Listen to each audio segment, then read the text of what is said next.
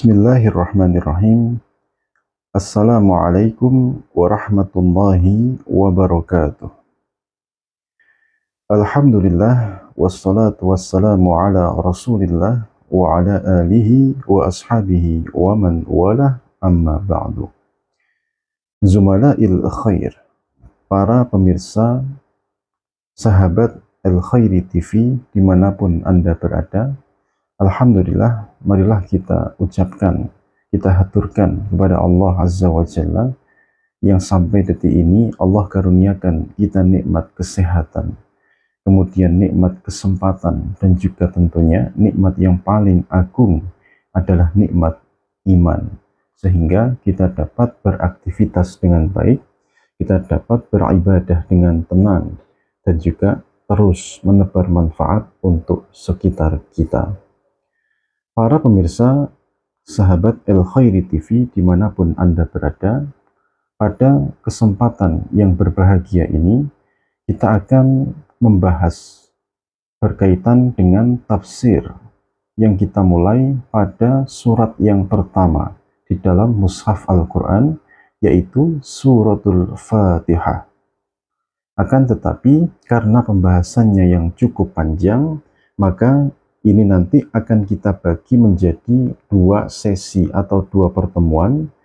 Sesi yang pertama kita akan fokus membahas keutamaan-keutamaan dan juga manfaat dari suratul Fatihah. Kemudian kita akan membahas juga mengenai nama-nama lain dari suratul Fatihah. Baik, kita akan masuk terlebih dahulu kepada nama-nama lain dari suratul Fatihah. Surah Al-Fatihah dinamakan surah Al-Fatihah, berarti maknanya adalah membuka atau pembukaan. Ia menjadi pembuka dari surat-surat yang lain. Dia terletak pada awal mushaf Al-Quran yang sering kita baca itu, sebelum kita masuk kepada surat-surat yang lainnya. Berkata Imam Jalaluddin Asyuyuti di dalam kitab beliau namanya Al-Itqan fi Ulumil Quran, surah Al-Fatihah itu sekurang-kurangnya memiliki 20 nama. Nama-nama itu terbagi menjadi dua. Yang pertama, mansus, disebutkan di dalam Al-Quranul Karim maupun di dalam hadis Nabi Sallallahu Alaihi Wasallam. Sedangkan yang kedua, ini penamaannya adalah laqab atau julukan yang diberikan oleh para ulama terhadap surat-surat ini. Nanti akan kita bahas, akan tetapi tidak secara keseluruhannya. Ya, akan kita bahas sebagian besarnya saja.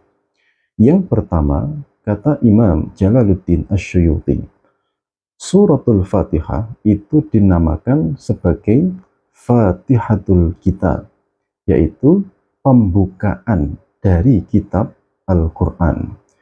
Yang kita singgung di awal tadi, yaitu dia terletak pada permulaan mushaf Al-Quran sebelum kita masuk kepada surat-surat yang lainnya.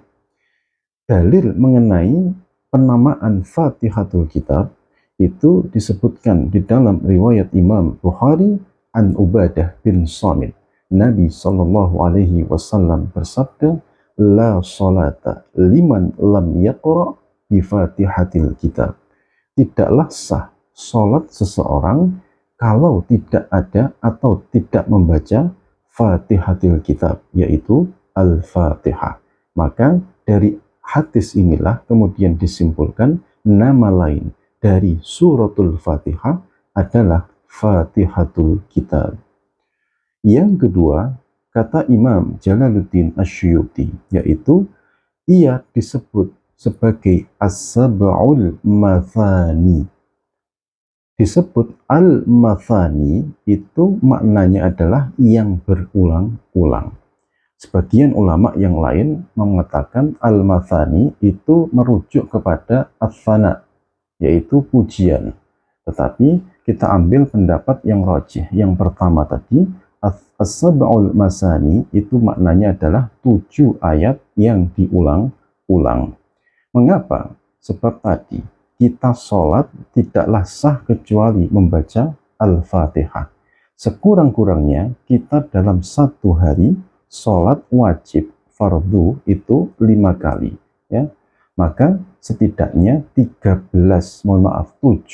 kali kita membaca surat Al-Fatihah dalam satu hari. Belum lagi dengan sholat-sholat sunnah yang lain atau membaca Al-Fatihah pada kesempatan-kesempatan yang lainnya. Inilah kenapa dinamakan As-Sab'ul Mathani, 7 ayat yang diulang-ulang. Di dalam surat Al-Hijr ayat 87, Allah Subhanahu wa taala berfirman, "Walaqad atainaka sab'an minal mathani wal Qur'anul azim." Dan sungguh telah kami berikan kepada engkau wahai Muhammad apa itu as-sab'ul mathani wal Qur'anul azim, dan Al-Qur'an yang agung. Ini adalah dalil dari adanya Al-Fatihah disebut sebagai as-sab'ul masani.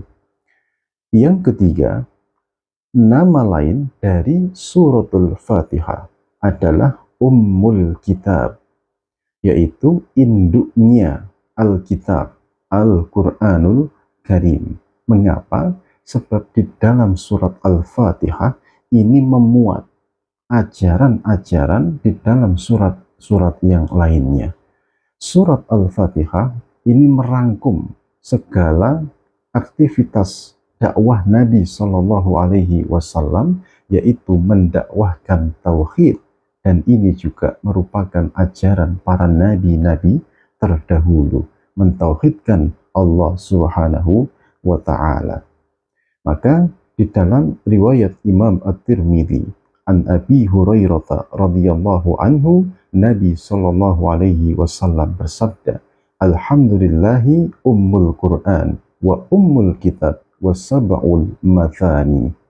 Surat Alhamdulillah, yaitu surah Al-Fatihah, adalah ummul Quran dan juga ummul kitab dan as-sab'ul mathani. Ini keterangan berkaitan dengan penamaan ummul kitab yang disebutkan oleh Nabi Shallallahu Alaihi Wasallam.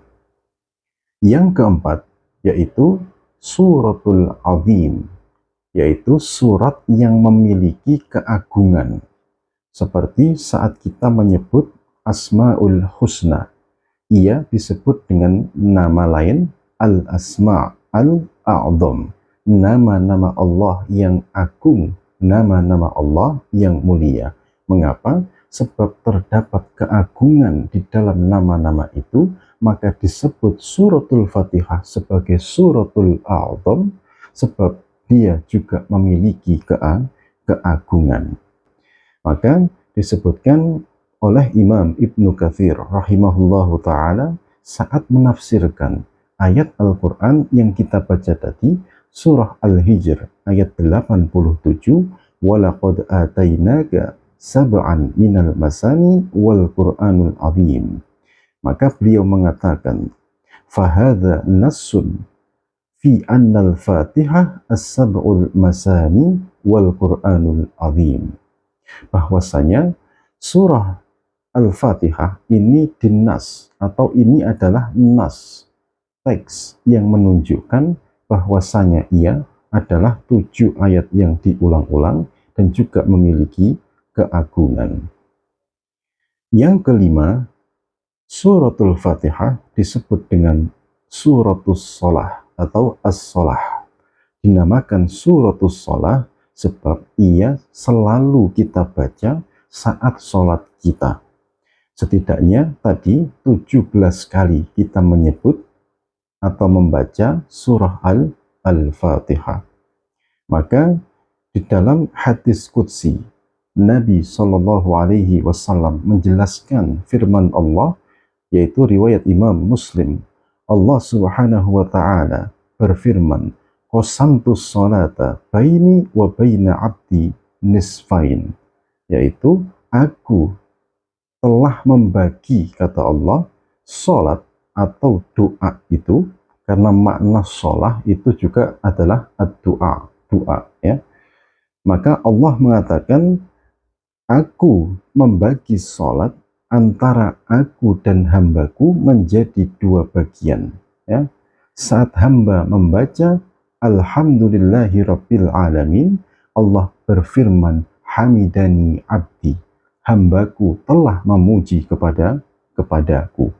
Saat hamba mengatakan Ar-Rahmanir Rahim, maka Allah Subhanahu wa Ta'ala pun berfirman, hambaku telah memuji kepadaku. Maka dari keterangan hadis qudsi ini menunjukkan bahwa lafaz Al-Fatihah itu juga bermakna as-shalah, yaitu bermakna doa. Seperti intisari dari sholat itu adalah ad-doa, doa. Yang keenam, suratul Fatihah itu disebut juga sebagai asy-syifa, yaitu penawar. Mengapa? Sebab surat Al-Fatihah ini bisa menjadi obat penawar bagi penyakit jasmaniyah maupun penyakit ruhaniyah. Disebutkan di dalam Al-Mustadrak lil Hakim. Imam At-Tirmidzi juga meriwayatkan di dalam sunannya, dan juga disebutkan oleh Imam Ad-Darimi di dalam sunannya, sabda Nabi Shallallahu Alaihi Wasallam yang marfu' datang dari sahabat Abu Sa'id Al-Khudri radhiyallahu anhu, suratul Fatihah syifa'un min kulli sammin. Surat Al-Fatihah adalah penawar bagi setiap racun. Maka nanti kisahnya akan kita sebutkan berkaitan dengan manfaat surat Al-Fatihah bagi penyakit jasmani maupun penyakit rohani pada fadilah-fadilah ya. Kita sebutkan di dalam keterangan mengenai fadilah dan juga manfaat dari surat Al-Fatihah. Dan yang terakhir, yang mansus disebutkan di dalam Al-Quran maupun sunnah Nabi, nama lain dari suratul Fatihah adalah Ar-Ruqyah.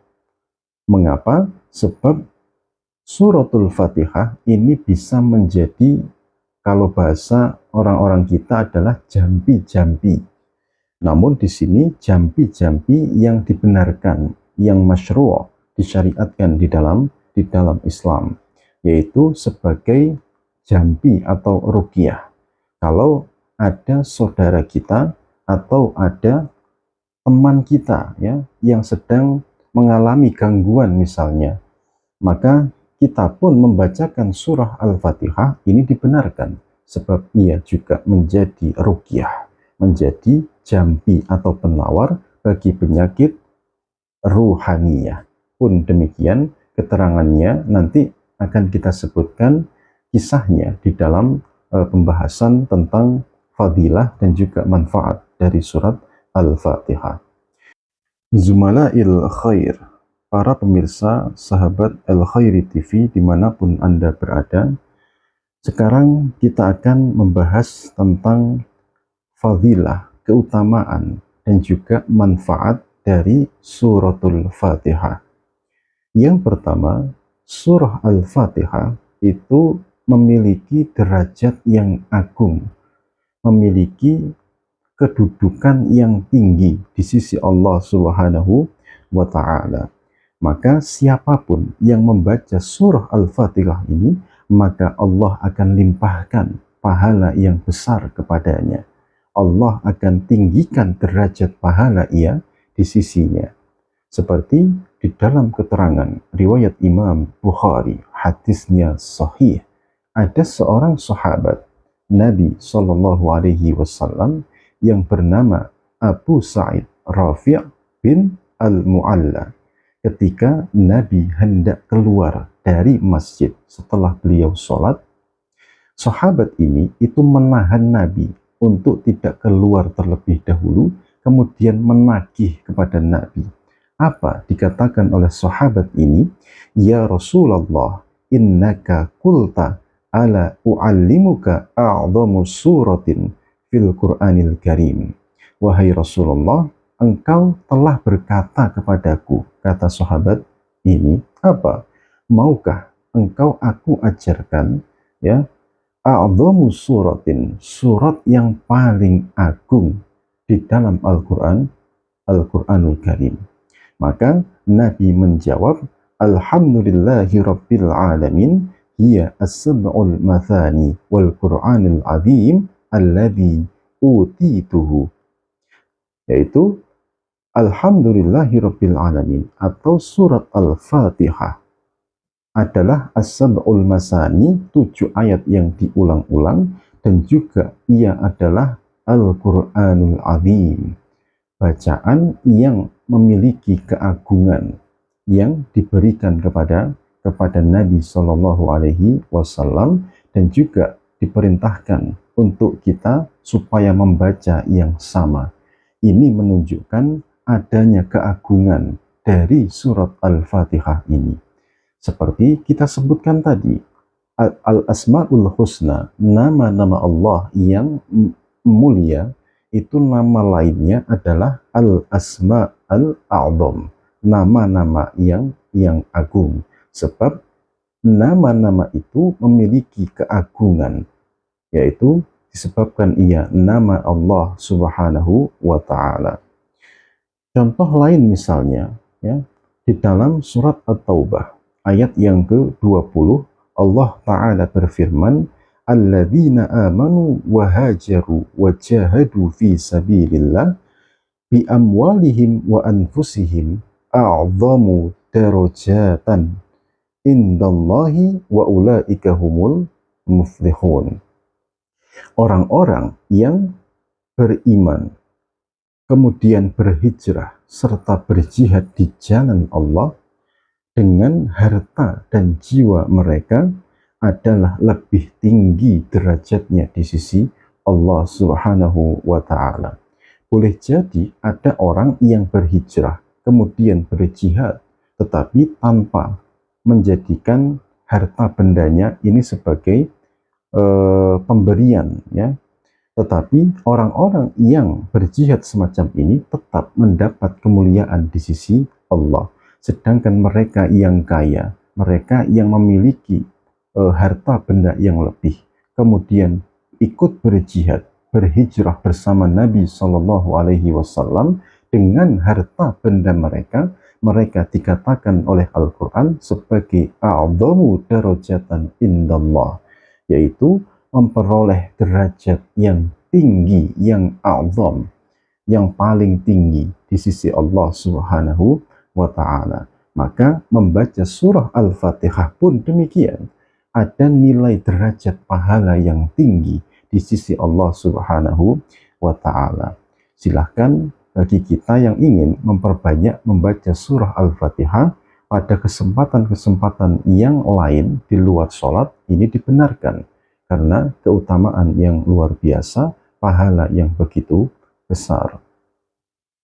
Yang selanjutnya yaitu suratul Fatihah itu sebagai penawar dari penyakit jasmani, yaitu membaca surah Al-Fatihah itu bisa dilakukan kepada orang-orang yang terkena penyakit jasmani, atau kita misalnya yang terkena gangguan jasmani, sakit gigi misalnya, kita bacakan ruqyah, ya. Kita pegang bagian yang sakit kita, kemudian kita bacakan surah Al-Fatihah. Tentunya dengan keyakinan bahwasanya yang menyembuhkan hanyalah Allah Subhanahu wa Ta'ala, dan atas izin Allah, insya Allah ia akan berikan kesembuhan kepada kita. Ada satu riwayat, ya, di dalam riwayat Imam Bukhari dan Muslim. Keterangannya cukup panjang, akan kita singkat. Tadi kita singgung di awal, ada seorang sahabat Nabi Shallallahu Alaihi Wasallam yang melalui satu perkampungan, ya. Di perkampungan ini ada orang yang sakit. Sakitnya itu disengat oleh hewan, taruhlah kalajengking, ya, hewan yang berbisa. Maka seorang dari kalangan mereka meminta kepada sahabat Nabi ini untuk mengobati orang yang sedang sakit ini. Maka dibacakan oleh sahabat itu dengan membaca surat Al-Fatihah. Tidak lama setelah itu, orang yang sakit karena sengatan hewan buas tadi atau kalajengking tadi itu sembuh, ya. Maka sekembalinya kepada Nabi, Nabi mendengar berita yang semacam ini, Nabi pun membenarkan, ya. Beliau bertanya tetapi dengan maksud membenarkan. Apa Nabi tanya? Wa ma yudrika annaha ruqyah. Dari mana atau tidakkah kalian tahu kalau Al-Fatihah itu adalah ruqyah? Ini menunjukkan bahwasanya surah Al-Fatihah itu bisa menjadi penawar bagi penyakit jasmani. Yang kedua, yang selanjutnya, ketiga, mohon maaf, surah Al-Fatihah ini juga bisa menjadi penawar obat bagi penyakit-penyakit hati. Disebutkan oleh Imam Ibnul Qayyim al-Jauziyah di dalam kitab beliau Al-Madarijus Salikin. Beliau mengatakan seperti apapun penyakitnya, maka suratul Fatihah adalah obatnya. Tidak peduli apakah penyakit jasmani maupun penyakit rohani atau penyakit hati, maka surah Al-Fatihah mampu menjadi penawarnya. Mengapa? Sebab isi kandungan di dalam surat Al-Fatihah ini, kalau seorang yang mau mengkaji, kemudian mau mentadabburi isi kandungan dari surat Al-Fatihah, maka dia akan menemukan kepasrahan, ketundukan, dan juga pengharapan yang hanya kepada Allah Subhanahu wa Ta'ala. Sehingga saat ia membaca Iyyaka na'budu wa iyyaka nasta'in, hanya kepada Engkau kami beribadah ya Allah, dan hanya kepadamu kami meminta pertolongan. Kalau semua permasalahan yang menjadi pangkal dari segala penyakit rohani, contoh permasalahan ekonomi, ya, dapat menjadikan batin kita tertekan, menjadikan gelap mata atau gelap hati melakukan pencurian. Contoh misalnya melihat harta benda atau nikmat milik tetangga kita, kita pun menjadi gelap mata, iri hati. Ini merupakan pangkal dari segala penyakit. Maka obat yang paling mujarab adalah membaca surah Al-Fatihah bersama dengan mentadabburinya. Iyyaka na'budu, hanya kepada Engkau kami beribadah ya Allah, dan hanya kepada Engkau nasta'in, kami meminta pertolongan. Selanjutnya, para sahabat Al-Khairi TV dimanapun Anda berada, surah Al-Fatihah ini dapat menjadikan doa-doa kita cepat dikabulkan oleh Allah Subhanahu wa Ta'ala.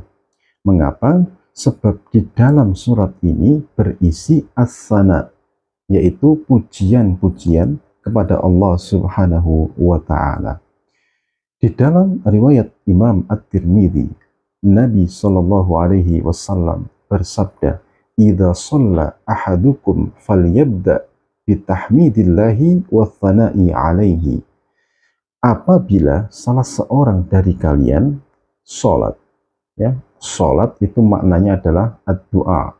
Apabila kalian hendak berdoa, maka Nabi memerintahkan falyabda bitahmidillah, hendaknya kalian memulai dengan memuji kepada Allah Subhanahu wa Ta'ala, dan juga apa? Wa tsana'i alaihi, dan juga melantunkan pujian-pujian kepada Allah. Contoh misalnya saat kita hendak berdoa, biasanya kita sering ngalem, kata orang Jawa, ya Allah, Engkaulah zat yang maha sempurna, sedangkan kami adalah fakir. Ini bentuk pujian, as-sana, ya, yang dibenarkan, yang dapat menjadikan doa-doa kita cepat dikabulkan oleh Allah Subhanahu wa Ta'ala. Begitu juga dengan membaca suratul Fatihah, karena di dalam surat ini terdapat banyak sekali pujian kepada nama-nama Allah yang mulia, seperti Alhamdulillahi Rabbil Alamin. Segala puji bagi Engkau ya Allah, zat pengatur atau penjaga atau pemilik alam semesta ini.